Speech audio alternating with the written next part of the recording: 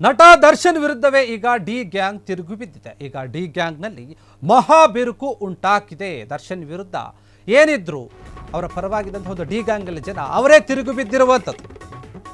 ನಟ ದರ್ಶನ್ ವಿರುದ್ಧ ತಿರುಗಿ ಬಿದ್ದಿದೆ ಈಗ ಡಿ ಗ್ಯಾಂಗ್. ಈಗ ಡಿ ಗ್ಯಾಂಗ್ನಲ್ಲಿ ಮಹಾ ಬಿರುಕು ಉಂಟಾಗಿದೆ. ದರ್ಶನ್ ವಿರುದ್ಧ ಅನ್ಬು ಕುಮಾರ್ ಮತ್ತೆ ಜಗದೀಶ್ ಬೆಂಕಿಯನ್ನ ಕಾರ್ತಾ ಇದೆ. ಚಾಲೆಂಜಿಂಗ್ ಸ್ಟಾರ್ ದರ್ಶನ್ ಒಬ್ಬ ಸ್ವಾರ್ಥಿ, ತನ್ನ ಸ್ವಾರ್ಥಕ್ಕೆ ನಮ್ಮನ್ನಿಲ್ಲಿ ಕೊಳೆಯುವಂತೆ ಮಾಡ್ತಾ ಇದ್ದಾನೆ. ಬೇರೆ ಜೈಲಿಗೆ ಶಿಫ್ಟ್ ಆಗೋದಕ್ಕೂ ಕೂಡ ಅಡ್ಡಿಯಾಗ್ತಾ ಇದ್ದಾರೆ ದರ್ಶನ್. ನಾವು ಕೂಡ ಅವರಂತೆ ಮನುಷ್ಯರು ಅಲ್ವಾ?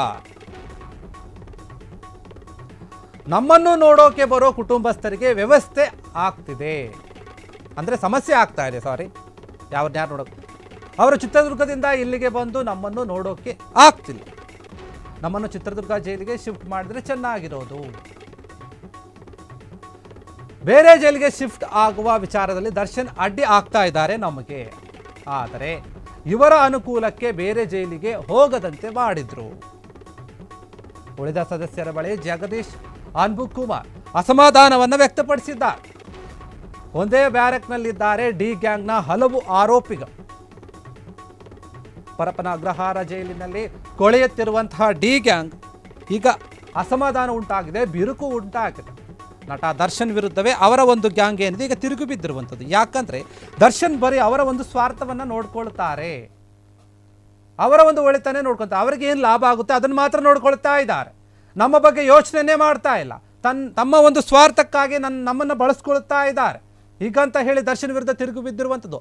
ಅನ್ಬು ಕುಮಾರ್ ಮತ್ತು ಜಗದೀಶ್ ಇಬ್ಬರು ಕೂಡ ಅವರ ಒಂದು ಮನಸ್ಸಿನಲ್ಲಿರುವಂತಹ ಒಂದು ಮಾತುಗಳನ್ನು ಈಗ ಹೊರಗೆ ಹಾಕಿದ್ದಾರೆ. ಚಾಲೆಂಜಿಂಗ್ ಸ್ಟಾರ್ ದರ್ಶನ್ ಒಬ್ಬ ಸ್ವಾರ್ಥಿ ಆಗಿದ್ದಾನೆ, ಆತ ಒಬ್ಬ ದೊಡ್ಡ ಸ್ವಾರ್ಥಿ. ತನ್ನ ಸ್ವಾರ್ಥಕ್ಕೆ ನಮ್ಮನ್ನೆಲ್ಲಿ ಕೊಳೆಯೋ ಥರ ಮಾಡ್ತಾ ಇದ್ದಾನೆ. ಇದೇ ಜೈಲಲ್ಲಿ ಬೇರೆ ಜೈಲಿಗೆ ಹೋಗೋಕ್ಕೆ ಶಿಫ್ಟ್ ಆಗೋ ಕೂಡ ನಮ್ಮನ್ನು ಬಿಡ್ತಾ ಇಲ್ಲ, ಅದಕ್ಕೆ ಕೂಡ ಅಡ್ಡಿಪಡಿಸ್ತಾ ಇದ್ದಾರೆ ದರ್ಶನ್.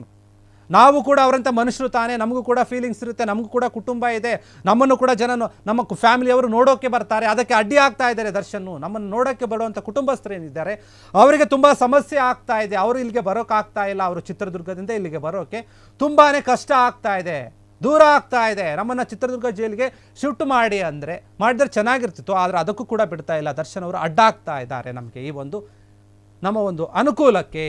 ಬೇರೆ ಜೈಲಿಗೆ ಶಿಫ್ಟ್ ಆಗುವ ಒಂದು ವಿಚಾರದಲ್ಲಿ ದರ್ಶನ್ ನಮಗೆ ಪದೇ ಪದೇ ಅಡ್ಡಿ ಆಗ್ತಾ ಇದ್ದಾರೆ. ಆದರೆ ಇವರ ಒಂದು ಅನುಕೂಲಕ್ಕೆ ಬೇರೆ ಜೈಲಿಗೆ ಹೋಗದಂತೆ ಮಾಡಿಬಿಟ್ರು ಇವರು.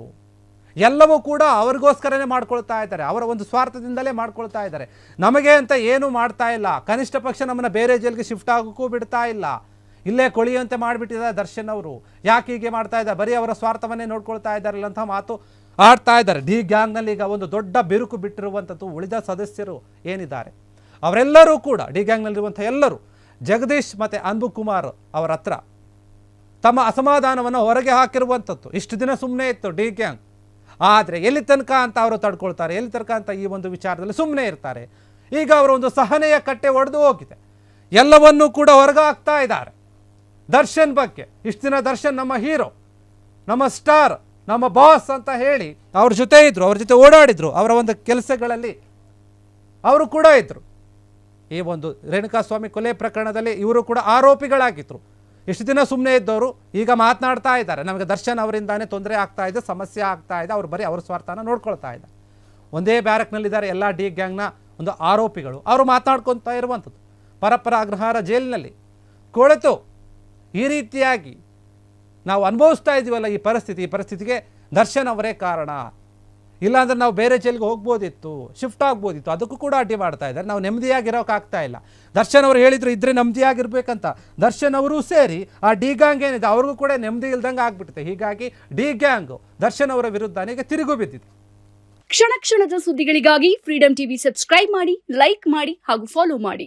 ಹೊಸ ಸುದ್ದಿಗಳ ನೋಟಿಫಿಕೇಶನ್ಗಾಗಿ ಬೆಲ್ ಐಕಾನ್ ಮೇಲೆ ಕ್ಲಿಕ್ ಮಾಡಿ.